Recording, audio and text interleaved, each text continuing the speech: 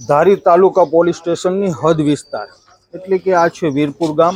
વીરપુર ગામમાં રાત્રિ ચોરીના બનાવો આમ જોઈએ તો સમયાંતરે બનતા જતા હતા. અનેક ચોરીના બનાવો જેની અંદર ગઈકાલે ધારી પોલીસને એક સફળતા મળી છે અને આ શાતીર ચોર જે રાત્રિ ચોરી કરતો હતો તે સીસીટીવી કેમેરાની અંદર આ બાદ ઝડપાઈ ગયો છે.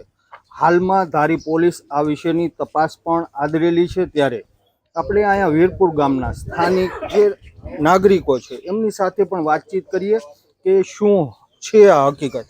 પહેલાં તો આપનું નામ બોલો. મારું નામ છે વિજયભાઈ કંડોળિયા. વીરપુર ગામનો રહેવાસી છું. આજે છેલ્લા ઘણા સમયથી અમારા ગામની અંદર ઘરફોડ ચોરીના બનાવ બની રહ્યા હતા. તેવામાં અમે પ્રયાસો કરી રહ્યા હતી. પોલીસ પણ તે દોડતી થઈ હતી. પણ અમે સીસીટીવીને આધારે એક નાગરિકની ધરપકડ કરવામાં આવી હતી. આ છે એ તમારા સ્થાનિક અહીંનો નાગરિક છે? હા, આ જે વ્યક્તિ પકડાણો એ અમારો સ્થાનિક અહીંનો દેવી પૂજક સમાજનો એક વ્યક્તિ છે. એણે ઘરફોડ ચોરીની કબૂલાત પણ બધી કરી લીધેલી છે. તો ધારી પોલીસને પણ આમાં સફળતા બહુ મોટી મળી છે અને રાહતનો શ્વાસ વીરપુરના ગ્રામજનોએ પણ રાહતનો શ્વાસ લીધો છે. ઠીક છે. અત્યારે તો ધારી પોલીસ જે છે એ સંપૂર્ણ તપાસ જે હોય આદરેલી છે કે ચોરી કરનાર જે ચોર છે એને કદાચ આ વિસ્તારની અંદર કોઈ ખેડૂતની ત્યાં પોતાનું ભાગ્ય પણ રાખેલું છે. હવે ત્યાંની પણ પોલીસ તપાસ કરી રહેલી છે કે ચોરી કરેલો મુદ્દામાલ આ ચોરે વેચી નાખેલો છે કે ક્યાંય છુપાવેલો છે, ક્યાંય દાટી દીધેલો છે, એ વિશેની પોલીસ તપાસ કરી રહેલી છે. ત્યારે તમારું નામ શું? મારું નામ જયંતિભાઈ મોહનભાઈ વાળા. વીરપુરમાં મારી ઘરે પોતાને કાલે 12:14 ચોરી થયેલી છે. હું બહાર ગયેલો હતો ને મેં આવીને જોયું તો મારો ડેલો બંધ હતો. એટલે પછી મેં ડેલો ટપીને જોયું ત્યાં અંદર બધું વેણ વખલ પડ્યું. તો પછી મેં અમારા ગામના સરપંચને ફોન કર્યો.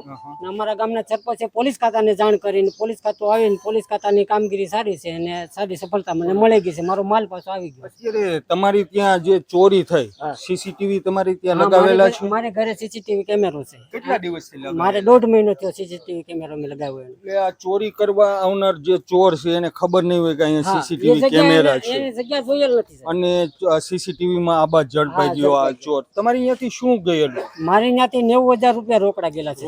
હા, અને એ પરત હા ધોળા દિવસે કાલ દિવસે 12:14 મારા કેમેરામાં દેખાડો. બરોબર છે. અને પકડાઈ ગયેલો છે આ ચોર જે મોટા ભાગે સિંહ વિસ્તારમાં પણ ખાસ કરીને માધુપુર ગામમાં પણ ફરિયાદ છે કે ત્યાં પણ ચોરીના નાના મોટા બનાવ બનેલા હતા અને પોલીસ એ તરફ પણ ધ્યાન તેમનું દોરી રહેલી છે કે ભાઈ તપાસ કરી રહેલી છે કે આ એકનો એક ચોર છે કે બીજા અન્ય એના સાગીરીતો પણ એમની સાથે છે. એ તો તમારું શું કહેવું? મારું નામ હિંમતભાઈ મધુભાઈ સોડવડિયા. એક ગામ મારી ઘરે 2 વખત તાળા તૂટ્યા, 2 વખત ચોરી થઈ. એમાં 20,000 રૂપિયા, 2 જોડ ચાંદીના સડા, ઝાંઝરી અને પરસું સિલક બધું. કેટલો સમય થયો એનો? એને 20 દિવસ જેવું થઈ ગયું. 20 દિવસ. એટલે છેલ્લા આમ જોઈએ તો ગામની અંદર કેટલા સમયથી આ ચોરીના બનાવ બને? બને 25 મણ જેવું થઈ ગયું. 25 દિવસ, એકાદા મહિનાથી. હા, અત્યારે ધારી પોલીસ જે તપાસ આદરી રહેલી છે, ખાસ કરીને આપણે વાત કરીએ આપણા ડીવાયએસપી જયવીર ગઢવી, પીઆઈ કેબી જાડેજા કે પીએસઆઈ આરવી રાઠોડ અને ધારી પોલીસ સ્ટાફ એમના તરફથી કેવો તમને સહકાર મળેલો? તપાસ બધી કરે છે અને 2 જણા મળી ગયા છે ચોર. 2 ચોર મળી ગયા છે. એકથી વધારે એટલે કે બીજો ચોર બીજો મળી ગયેલો છે. મામા. બરોબર છે. અને આ વિસ્તારની અંદર જે વિસ્તારની અંદર ચોર રહે છે ત્યાં પણ માનવ વસાહત હશે જ ને? હા, ત્યાં છે હોય ને. પોતે ભાગ્યા રાખે છે, ખેતી કામ કરે છે. તો પોલીસે એ તરફ પણ પોતાનું ધ્યાન દોરેલું છે કે ભાઈ આ જે અત્યારે હાલની અંદર આપણે જે સમયે અહીંયા વીરપુર ગામની અંદર એકઠા થયેલા છે, પોલીસની ગાડી સતત દોડી રહેલી છે, તપાસ અર્થે આવી રહેલી છે. તો આવનારા દિવસોમાં ચોરીનો સંપૂર્ણ ભેદ ખુલે. જે લોકોના માલ સામાનની ચોરી થયેલી હોય તેને પાછી પરત પણ મળે એવી આશા અને અપેક્ષા આપણે ધારી પોલીસની પાસેથી પણ રાખી રહેલા છે. વાત કરીએ અહીંના સ્થાનિક જે નાગરિક છે, ભાઈ શું હકીકત છે તમારા? હકીકતમાં ગામમાં ચોરી થતી હતી અને કોઈને ખબર નહોતી પડતી કોણ ચોરી કરતું હતું. અને ચોર રાત્રે ચોરી નહોતો કરતો, દિવસે જ કરતો હતો. એટલે મતલબ નાની ઉંમરનો હોય એવું લાગ્યું, પણ ખબર નથી કોણ હતો એ. અનિલભાઈ, આપણે તમારા ગામની અંદર ગ્રામ પંચાયતે કોઈ સીસીટીવી કેમેરા લગાવેલા છે? હા, લગાવ્યા છે.